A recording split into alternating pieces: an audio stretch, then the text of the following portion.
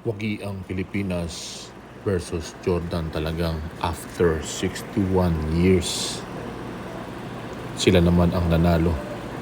Talagang nagpakita ang lahat ng squad ng Gilas, lalo na si Justin Brownlee.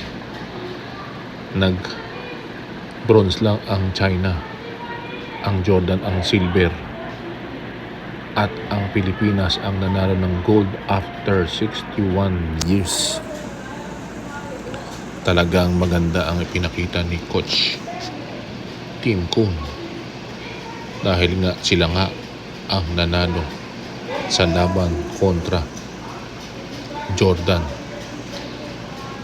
At sa third quarter, talagang doon na pumutok at iyak ang mga China dahil nga lumong-lumo na ang Jordan at nilamon lang sila ng Gilas team.